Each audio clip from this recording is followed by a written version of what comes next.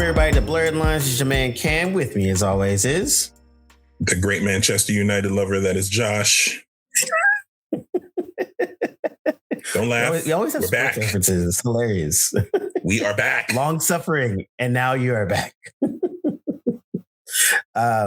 And we are back talking about the surprise hits of the summer of the winter of the February of the can. I was about to say, did I miss the snow outside? Oh no, I know. I'm just future projecting. I'm trying to get to summer as fast as possible. Yes. So we're here talking about Wonder Man.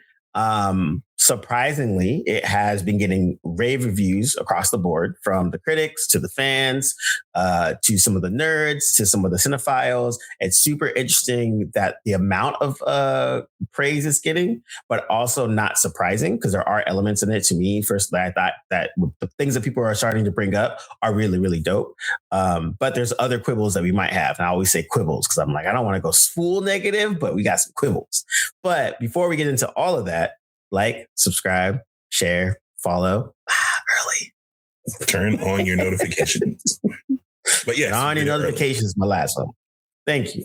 But yeah, so we have Wonder Man. It's the last of, I think it's officially the last of whatever phase that we were in, phase 5 or whatever, to be pulled off or whatever from Marvel. It's the latest, and it's the latest and possibly last TV show for a little while.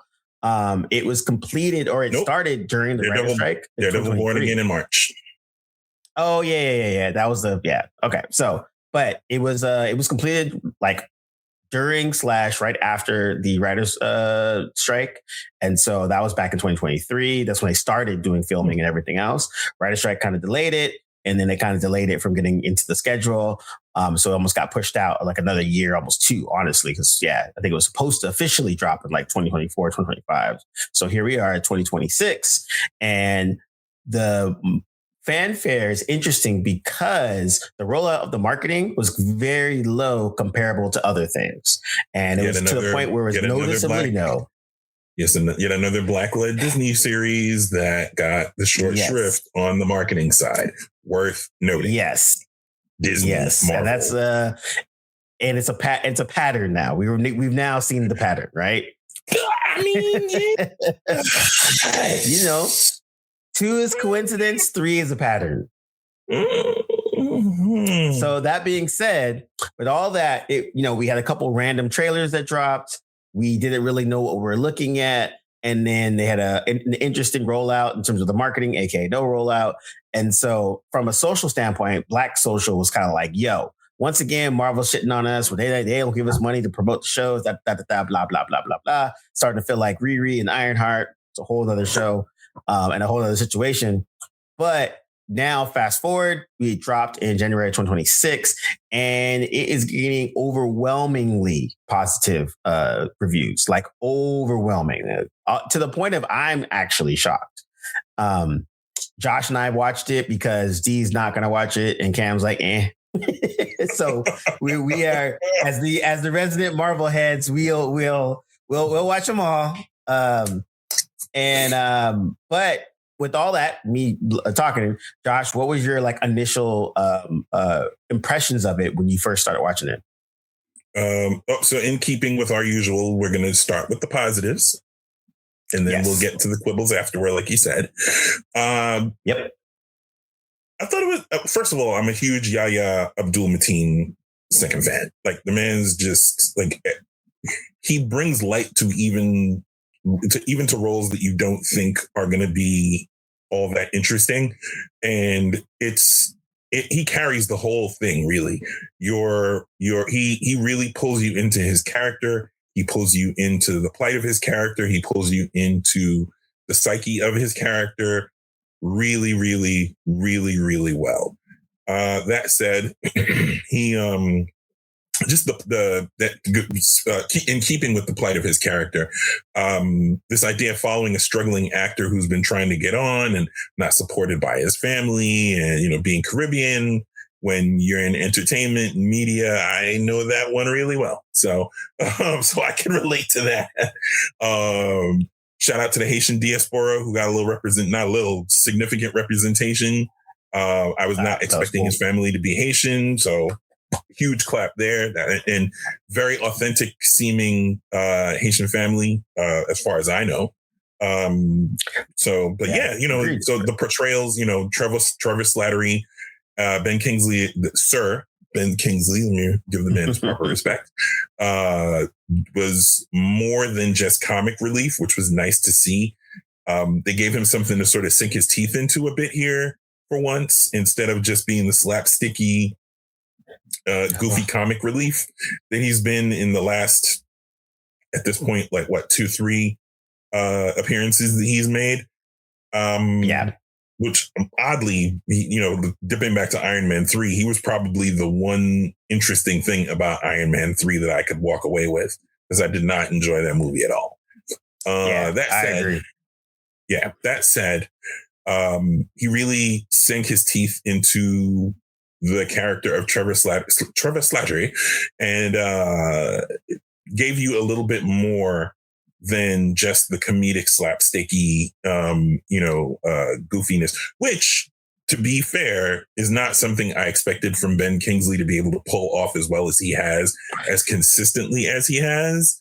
Again, this is just adding to the legend that is Ben Kingsley. The man can do anything as an actor. But yeah, he, it was lighthearted at times. It was fun. It was poignant where it needed to be. Again, it did what it seemed as though it accomplished the thing that it set out to do. Yeah. And I think the most interesting part was, it looked good. That was one thing. It definitely looked good. Cinematography and that kind of thing looked good. Acting and casting wise, great. Sir Ben definitely helped Yahya and elevated what he was already kind of doing, and it was a good balance of that, right? I think that they were I'll say a positive and a negative, where to me this felt like almost like a Heroes type of episode. Not Heroes the later seasons. I'm talking about season 1. And I say that in respect that they're doing a show that is about like superheroes and that kind of thing, but in a way that's not like superheroes capes and tights. So the element of the superhero is in through the whole show, but it's not front and center. And Heroes season 1 did that a pretty good job of that. After that, everything, I'm not talking about anything else, but that was the vibe that I was getting as I was watching. It was like, oh, there's a superhero thread in back of this, but it wasn't the main thing. And, a lot of the reviews, they kind of compared it more to like a WandaVision, where it was kind of taking a different take of your typical suit and capes type thing, which I thought they did, that's true. And I thought like it was an interesting way to kind of go about it. I am so glad it was 30 minutes. Man, I don't know if this would have worked at an hour, like just 44 minutes. There's no possible way. I'm trying to stay positive. I'll go to my negatives later, but I'm by making it 25, whatever minutes. It was 30 minutes. Yeah, because honestly, that kept it in a space where it kept the ball moving, right? I think and that helped the pacing of the show.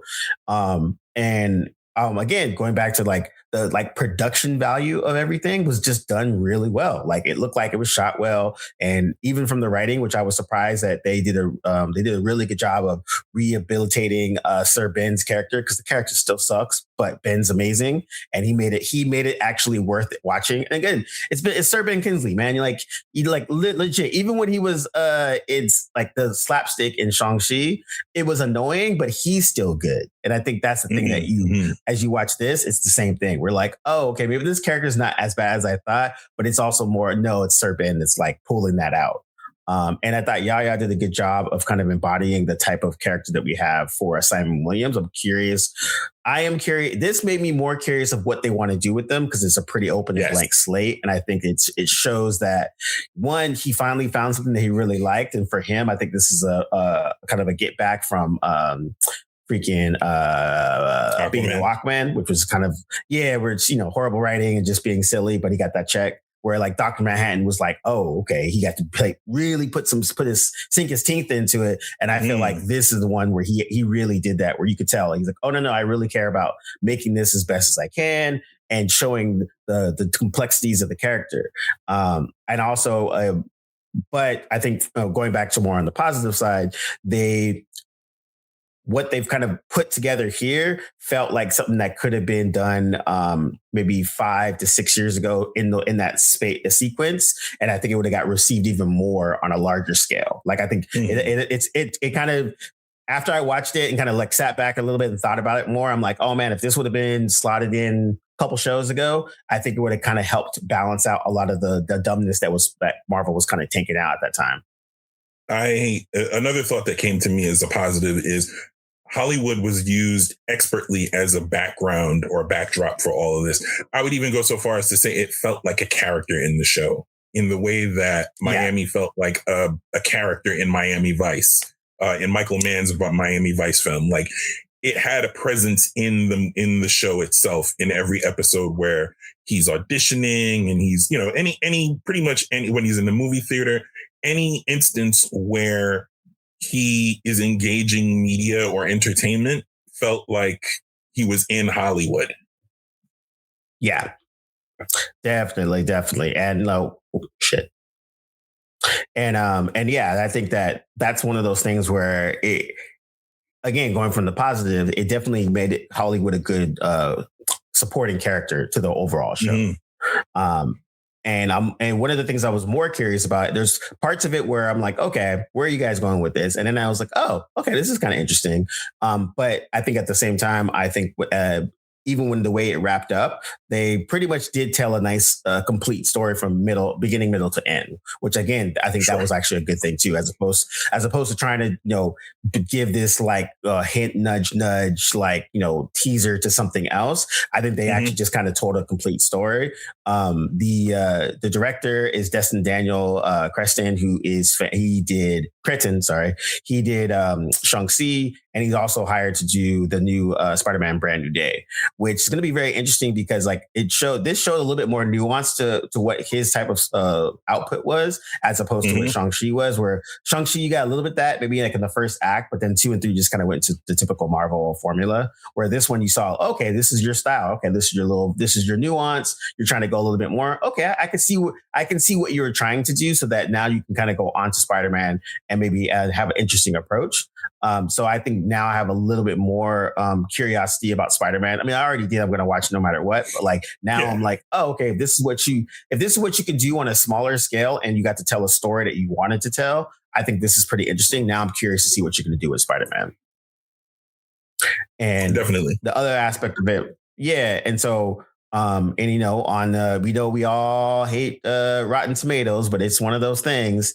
But it's doing well from the critics and the fans, which is which is a very interesting aspect of it, because a lot of TV shows and a rare one, the other, and it's a very rare, and it's a very rare for Marvel, where like now this is actually, I think this is the best rated Marvel show, I think, out of all of on Rotten Tomatoes or something like that, which is wild, without even looking. Without even looking at it. Yeah. And I'll put it, because the Marvel shows as a whole aren't quote unquote good. And this is a shout out to D'Angelo, because he always talks about this. The bar gets set down low. So now that we set the bar back down to just the Marvel type shows, I would put this in the top like 3 of the Marvel shows, like in terms of like, like telling a complete story, satisfying ending, how it was made and put together. Like it was done pretty well. And I think, I'm not the biggest fan of WandaVision, but I know that it was a well-made show in terms of like what they did. But I think the most interesting parts is this came at the end of the time where almost people didn't care anymore. What are your other top two Marvel TV shows? I would put it for me, I liked Hawkeye a lot. That's probably the only show out of all of them that I actually rewatch, but that's more because of the characters. The characters were really fun. The overall plot and everything else was like pretty straightforward, nothing crazy, but the characters made the show so much more fun. Haley Steinfeld was amazing. Florence Pugh was always fun. And it actually made Grumpy Cat Renner actually like have more fun, because he was around people that were having fun as well.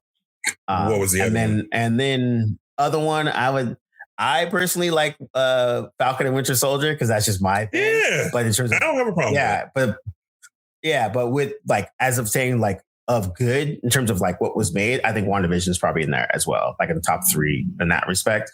And I would put Falcon and Winter Soldier for me personally probably like 4 or something. Now I would put Wonder Man at 3 or something like that. But a lot of the shows and there's a bunch of shows, and that's another thing. There's a bunch of shows I didn't watch. I didn't watch Moon Knight. I didn't watch Agatha. I didn't watch. Okay. I didn't watch Werewolf by Night. I didn't watch Echo. I didn't watch that either. Echo is good. I will, and I actually will go back and watch. To be honest, I'm gonna go back and watch Echo and Moon Knight because I think now this. Yeah, and this is my other positive. My other positive is this makes me curious about the other Marvel shows that took a different approach that you didn't see. Gotcha. Yes. Okay. That's how I look at it. I would say Echo is an honorable mention, 4th place for me. Definitely Falcon and Winter Soldier. Definitely Hawkeye. And I guess, this would be my 3. If out of the top 3, I would say this is my 3 with Echo as an honorable 4th. Shout out to the Native American squad. But yeah, no, Echo was solid. It's a good character dissection. It's not perfect. It does skirt around a couple things and sell a couple of things short, but the actress who played Echo blew it out of the water. And they definitely they paid a great deal of respect to Native American culture as it exists modern day in the US. They have festivals, they have powwows, they have the whole bit. And they're not done like, sort of lightly or as a pandering kind of thing or a backdrop to. It's part of the story. It's part of her story, integrally. And so, yeah. So in that way, it's not just, random Native American does random thing and, oh yeah, let's give her a headdress and some face paint. Like it's not disrespectful at all. And I would say, and also we want to point out that we're not counting Daredevil in this group. We're talking about no plus pre-Netflixy type. Like Daredevil kind of came in after, but did I say that? Did I say that with a lot of disdain in my voice? I'm sorry. Yeah, Daredevil is on his own. Daredevil is a Netflix. I still put Daredevil with the Netflix group and keep that, even though now it's on Disney, but I don't connect. Yeah, no. Yeah, just because it's just a totally it's just completely different. Like, yeah. And also it's not even fair because that's easier. But with that respect, I think that's the thing where, now that we've gotten to most of the positives, the one thing I would say about the shows that we did like were those ones, right? They were all character driven. They had some type of a lightheartedness, but also seriousness. And there was a good balance of that. So it was basically like watching a good comic book, essentially. And I think that with Wonder Man, that was the thing I got at the end where I was like, okay, I'm not super into this, but I see what they're doing. And I was like, oh, this is dope. At least they've done it. It was done well. Everyone, and again, my thing. I like when I can tell the actors actually enjoy being there as opposed to just don't want to be there. And I think that's the part that helped. It helped along a lot. And yeah, so those are my positives. Did a pretty good job. I'm very proud of myself. Now let's get to the negatives.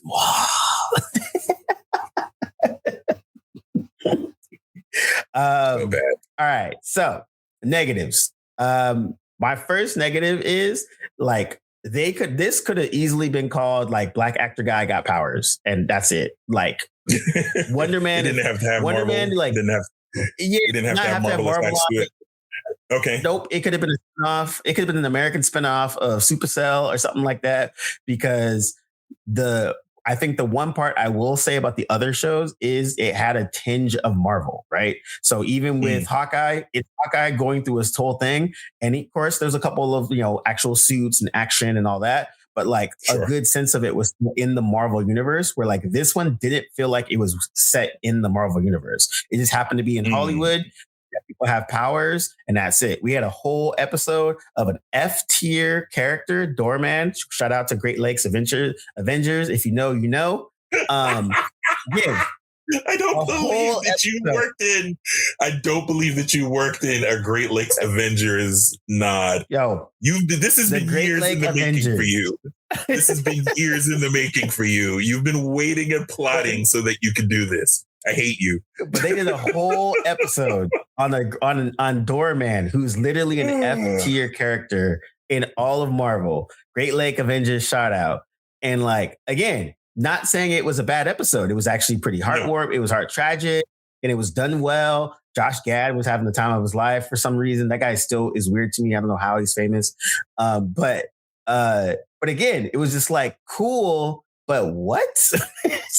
And also like the other negative is like, without having no shield, we have damage control, which is another waste because it's like we've wasted shield and damage control. And I think shield got wasted because we already know what we can go into long. We might have to go do a retrospective of shield one day, just me and Josh, because that's a whole other pet peeve of ours. But with damage control, same thing. They basically made damage control look like the CIA mumbling guys, not like an actual thing. Like, what is their actual mission? Why are they there? All this type of a thing. They kind of just looked like shield light. So I was just kind of like, you didn't even really need to have them. And they didn't, and there was just no antagonist. His antagonist of the show was his self-doubt and like quasi-depression. And like, there was no real like quote unquote antagonist.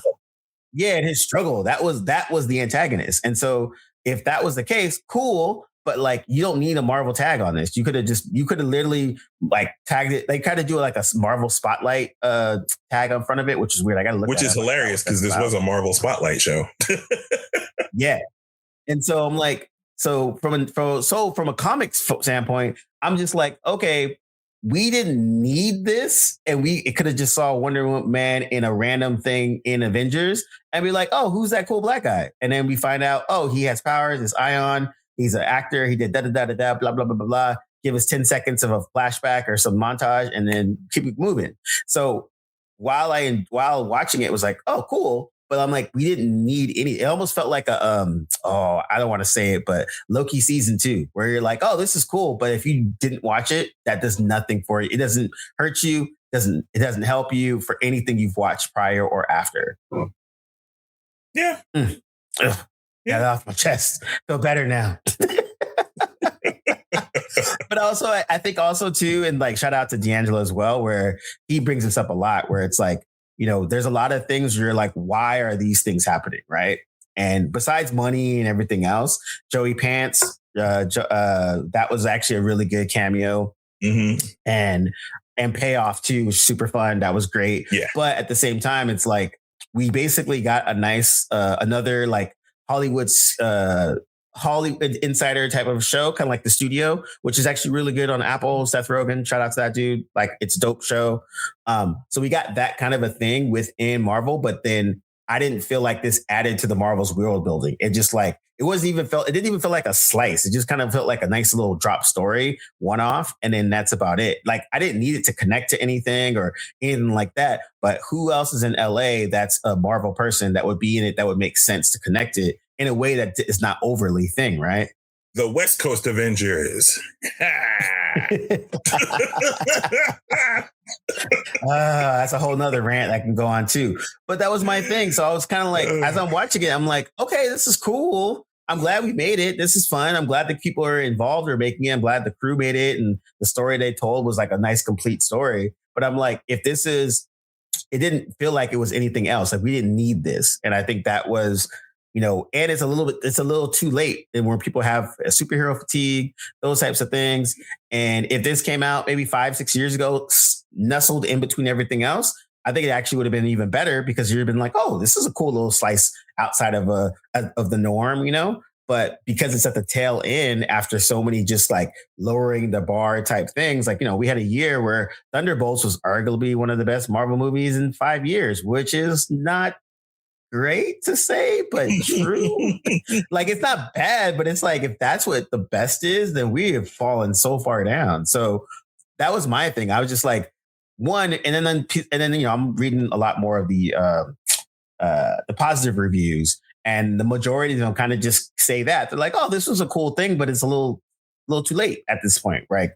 Why do we need this? And I think that would be my thing too, where if you guys are telling me this is like quote unquote prestige Marvel, and like a lot of creators are kind of going a little bit too far with that. And they're just going way like, yo, cinematography and the colors and the palettes I was like, whoa, like, come down, guys. This is Disney plus Marvel. Like, it's done well, but it's not on that level of type of stuff. Like let's dial it back a little bit. But yeah, so I'm very interested in that respect and that discourse now, where I'm glad it's getting the hype of it because Yaya deserves it and Serbin is Serbin. But I'm also kind of like from a grander scale, if I'm a Marvel fan and I'm watching this more, just like how is this fitting in? Or if Wonder Man was my favorite character, I would be like, wait, what? Besides seeing those couple things on screen, oh, here's a costume, here's kind of his powers, but not really. And then we got 2 seconds of his actual power. And then that was kind of like, eh. So that was the thing I was kind of like struggling more with, just like, I see what you guys did, what you made was cool, but I don't see how is this going to fit? How is this fitting? And also how did we really need it? And I think that's going back to D'Angelo, who's making me more cynical these days, is it's like, did we need this? Did we need this? No. Was it enjoyable? Yes. And that's, I think that's where I pretty much land on. I realized something while watching this, and the realization that I've come to is Marvel is way overthinking these TV shows. All of them. Even the ones that I like, they're overthinking the premise of these shows. And by that, I mean, using Wonder Man as an example, piggybacking off the last thing that you said just now, was you barely get to see him active as a powered individual. You get one scene where there are a bunch of guys in an alley that try to run up on him, and he loses it. He loses it, but he's defending himself, and Ben Kingsley tosses a bunch of guys around. So clearly he's struggling, and that brings us to the next problem. They never clearly define what he's able to do with the powers that he's trying to hide from Hollywood and from his agents and from damage control and all these things. And that's just kind of silly, which dovetails into my next issue. Something that you mentioned. Damage control is not S.H.I.E.L.D. It's never going to be S.H.I.E.L.D. It can never be a proxy for S.H.I.E.L.D. You screwed up when you booted S.H.I.E.L.D. out of the MCU, and now you're trying to compensate for that by making damage control the MCU. I mean, the MCU's S.H.I.E.L.D. They are not. Stop it. And quick note, Damage Control was co-created by Dwayne McDuffie. Also, shout out to that man. All right, R.I.P. One of our faves. Yes. And if I remember correctly, Damage Control is local to New York, is it not? In the comics? Mm-hmm. Yep. They're not construction like company that FBI. Yeah. So they're not like adjacent to the FBI or some national organization. They're not. It's not necessary. Like I said, you're just overthinking all of these things that do not need all of this added weight to them. Like, it's a TV show about Wonder Man. Wonder Man is both actor and superhero. The worlds conflict in the books. The world's kind of like Yahya Abdul-Mateen did not need to read a single Avengers or Wonder Man comic book to do this role at all. Yeah. Ever. Yep. Because it's so far afield. And I think that brings me to my next thing. This show in particular is so far afield of what the character is as he exists in the Marvel universe. And again, I'm not, I think it's worth saying, it doesn't mean that the show has to mirror the comic books exactly, because none of the movies and the TV shows have. So that's fine. Yeah. But make it at least remotely related to the character and what the character does and how they do what they do. They exist in the larger Marvel universe, at least a little. This has nothing to do with anything in the MCU or the books. And aside from the black guy with powers. Aside from the fact that Damage Control is now, for reasons we never really get, policing whether or not powered individuals are participating in things like films, which is just, I mean, no, we do get an explanation with that with Doorman. Fine. But Great Lake Avengers. I'm so mad that you were able to squeeze that in. Y'all don't understand how often Cam brings up the Great Lakes Avengers in like daily conversation, but he's avoided doing this on the pod. And this man, I thought he was never going to do it. And now it's clear he's been plotting and waiting all this time to be able to bring up the Great Lakes Avengers. It's relevant. Shout out to John Byrne who created them. It's for sure. Shout out to OG perfect. John Byrne. But you've been waiting for this forever, jerk. So I blame the creators for using Doorman. That is hilarious. Yeah, I guess I have to blame them too if you're going to bring them up. That said, it's I feel like they're overthinking these things. They don't need to it doesn't need to be this far afield in this avant-garde thing that's that far away from the source material. I feel like it's funny that DC is getting closer to the source material, whereas they were the furthest away from it. And now Marvel is falling further and further away from the source material, the further in that they go, in a bad way. And that's not to say that the show was bad. This was a good show. It isn't like Cam said, it could have just been black guy with powers and call it a day. Yep. Marvel spotlighted, you could make him loosely Wonder Man and it would have been fine. But he exists in the MCU. And how? Why? Why? And I don't mean that sarcastically or sardonically, but why is he here? Why has he been inserted into the discourse? What purpose does the character serve? Where is he? There was no, at the end of it, we'll see Wonder Man again in Marvel, in Avengers Doomsday or anything after that. He's just kind of there. And if he's just going to just be there, then what did we go through all of this? What did we go through 6 hours of this for?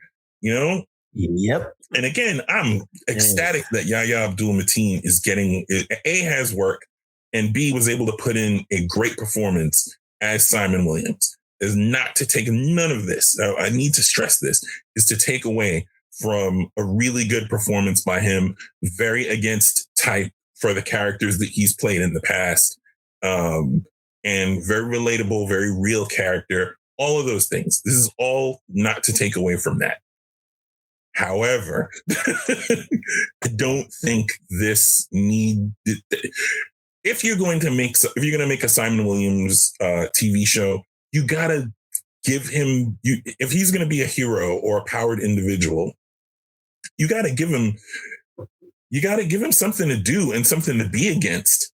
And it wasn't any of those things. It was, and I don't mean to minimize character studies, but it was just a character study. And I think that's the problem. And I think that's the overall problem. It was a good character study, but then that's going what you said. It was just a character study. It wasn't a character study set within Marvel Universe, or it wasn't a character. It literally was random black guy with powers is an actor and he's struggling and he's hanging out with this British dude. It didn't really have any element where I was like, oh, this makes sense in terms of the world building, or it was adding to anything. It was just kind of there. And you're just like, oh, all right, cool. But am I ever going to see him Wonder Man out and use all his powers and have, white pupils or something like that, or just purple ones, or what are we doing? Or turn purple with the Jack Kirby energy bubbles around him. Oh, and all of that. Yes, that would have been awesome. Yeah, but you're right. If I'm, I don't really care about Wonder Man as a character either or, but then this didn't really help that either. If I watched this, I didn't ooh, what's Wonder Man? I was more just oh, that's Wonder Man, cool, and that's about it. And I think that I'm more curious. I felt like you got a little bit more of a solid origin story of why and who from the F tier Doorman episode than you did for Doorman than you did for actual Wonder Man. And I think that's the problem, where it's I know way more about Doorman and his backstory than I know about Wonder Man, besides him possibly killing his dad, breaking a bunch of stuff and then really hiding it all the time. which brings up the next issue. How the hell did he get his powers? Ding, ding, ding. They don't say it. It's a mystery. It's a mystery. Like, come on, man. Mystery. Like, you gotta if you're gonna give him a backstory, like, make that, I would say, probably the best version of that of telling that sort of a story, where, you know, they'd sort of dip into his backstory and sort of give you little bits and pieces, is Daredevil. The first season of Daredevil on Netflix. Like, they sprinkled in his history with his dad and how his dad would throw fights to pay the rent and all this other junk. And then the accident with the chemical and all of that stuff. Like, that to me would have been a better addition. Not to say that the backstory with his dad and how his dad used to take him to the movies and that's how he got into acting and what inspired him to be who he is now and yada, yada, yada. All of that was great. Except the added addition of, okay, also this kid, like, was he born with powers? Is he a mutant? Like, give me some kind of something that tells me how this all started, not the movie career, but his power, in addition to the movie, or let me not say not in the movie career, in addition to his movie career, what inspired it, but also how the devil, this little boy, came about having the powers that he has. And I think that was the problem. Like, you just like, what are we doing? Like, it's cool that they, like, going back to what we said, it's a cool character study, but a character study of who, a why, and that's about it. So, well, now we've already ranted too long, as we always do, and we've already put it where, you know, ranking wise, where we thought about it for.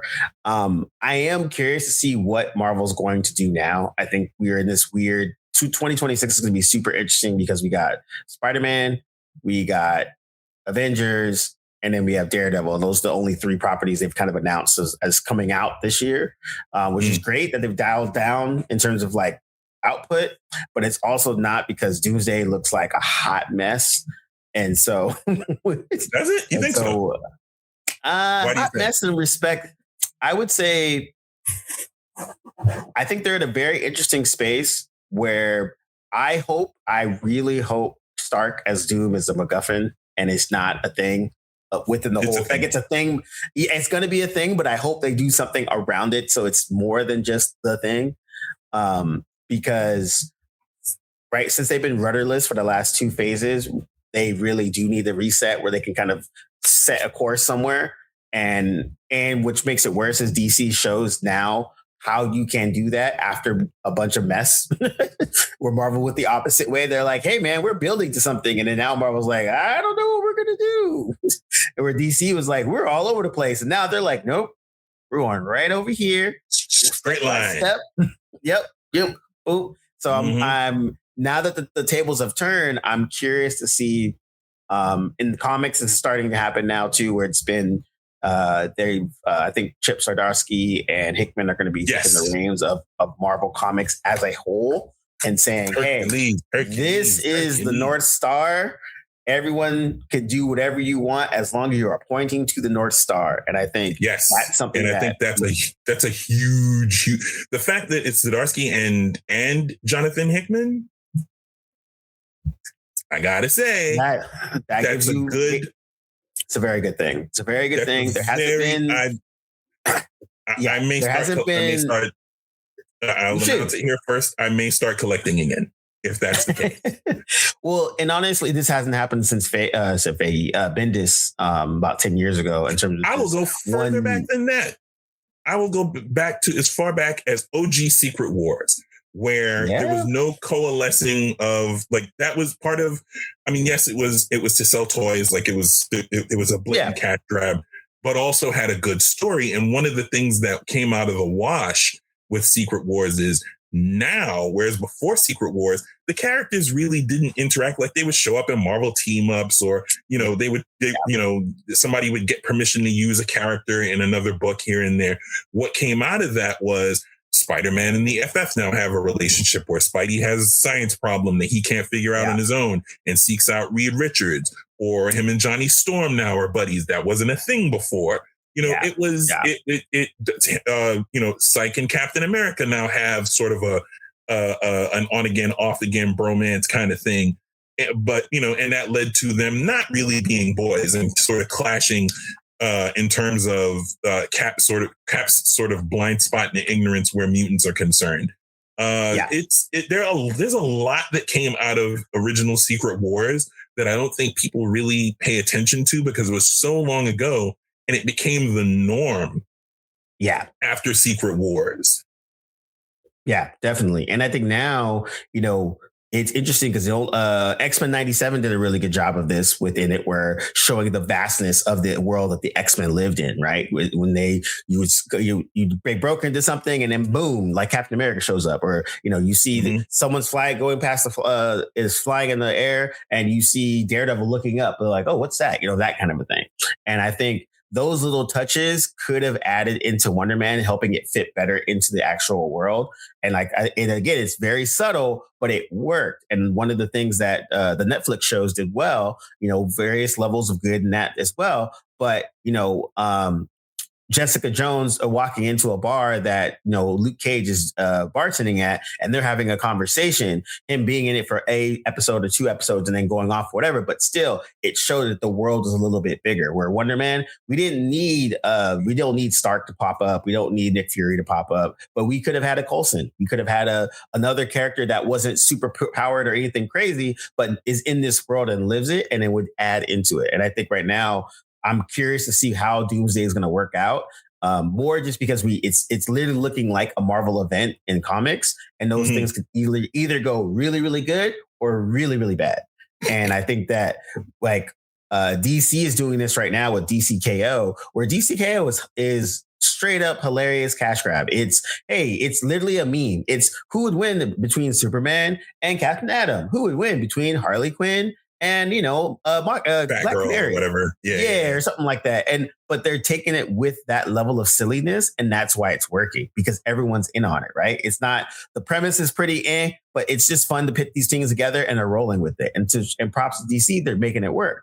Where on the Marvel side, when they've been doing a lot of their events, a lot of it's just kind of doing stuff just to move a character from here to here, and then that's about it. But no real world consequences. Or they're taking characters that were already getting built up to be something else, and then all of a sudden making a hard left turn just so it fits into their idea. And I'm looking at you, freaking Vampire, the Marvel Vampire event, which was horrible. But Blade was the big bad for that. And up until that time, for about 2 to 3 years, they had integrated Blade into Avengers. They gave him his own team for a hot second, fighting vampires and monsters.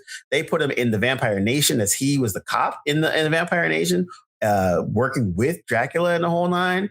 He has a daughter. His daughter got trained by Dracula. Like, all these things are doing these interesting things for a Blade. And then all of a sudden he's a bad guy in a big Marvel event. And then they haven't talked about him since. So it's like, what are we doing? And I think that's my main thing for Marvel. Like, maybe Doomsday is going to help me and be like, hey guys, this is what we're doing. This is what our North Star is. The comics seem like they're starting to figure out what they want to do.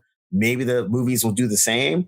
But right now, DC on comics level, TV level, and movie level has finally found their footing, and a sea where everyone's like, oh, superhero comics are boring, blah, blah, blah. And James Gunn's like, no, they just been told in the way that you guys are starting to get tired of. Now we're trying to do something different, where Marvel's kind of like, hey guys, we're still here. You guys still like us, right? Right?